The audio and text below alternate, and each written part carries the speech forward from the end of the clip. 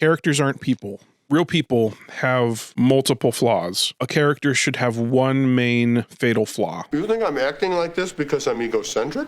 I know you're egocentric. It's your defining characteristic. That's what drives their story. That's what drives their arc, overcoming that flaw. And so they're much more simple than actual people. For your information, Hairdo, there is a major network interested in me. And that's a good thing, because it makes it where many more people can relate to that character, because they don't have to be so specifically lined up with every single facet of that character. So the way I was taught writing character is I was handed a sheet where you write all the characters' traits, from their gender, etc., their bad habits, all of that, all the way down to their favorite breakfast cereal. No disrespect to my teacher, but it's not a great way to write character. It solidifies into concrete right from the get-go, and there's no changing it. So the way Christopher Nolan writes characters is he doesn't have a specific actor in mind. I try not to think of actors when I'm writing because I don't want to limit what the character could be. And if you're thinking of an actor, you're thinking of something they've already done. Which is basically the kind of mindset we're trying to get here with this. You want to start out with the simplest boilerplate of a character. And as you go along in the story, it'll flesh itself out according to who that person needs to be for the story you're telling. Phil Connors! Ned?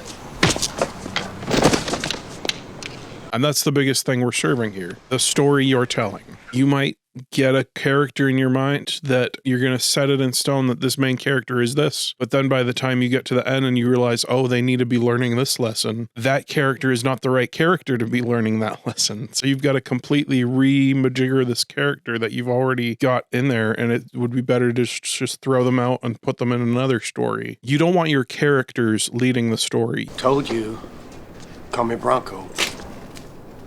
Sorry, Bronco. You want to be the writer. You don't want your characters writing your story. There are people that do write stories that way, and they come out really lifelike and very realistic dialogue, but that's about it. I mean, you can't do an arc to those characters as easily because they are what they are, and they're going to have a lot of flaws, a lot of little nuances that this kind of writing works best for what they call mumblecore movies, where there's not really an arc to it. It's just people being people and a slice of life. And you can get very naturalistic dialogue, very real seeming people, but there's no message to the story, no journey that they go on. And no arc is the biggest thing. They don't change by the end. It's much easier to pull off an arc if you start with the skeleton of a person and not a fully fleshed out person from the beginning. You've got to think about it that way. So a character is a skeleton of a person when you write them. Everything is built off of that. If you have the wrong character to begin with, if you've already thought out exactly who this person is down to what toothpaste they use,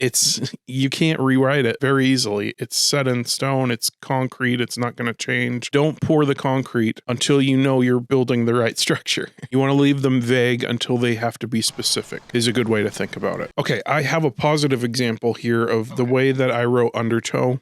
I didn't know what lesson that character needed to learn in that story, which if I would have started out with a very specific character all the way down to their favorite cereal, there's no way he would have learned the right lesson by the end of it. In Act 1, you got to make them be go, go, go, go, go if their lesson they're learning is how to stop. Yeah, so characters aren't people.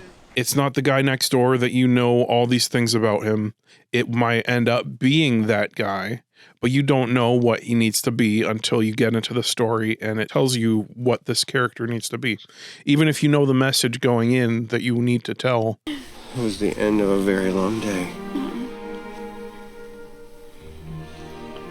Is there anything I can do for you? You don't know what that character needs to be the best vehicle to tell that story yet. What do you say?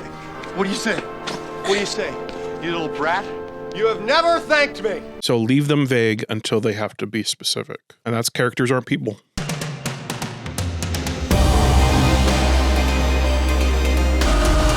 Thanks for watching. If you want to hear more about story, click the playlist on the left. In 2 weeks, the story tells itself. If you live in the future, here's the link. Please like, share, subscribe. Thanks.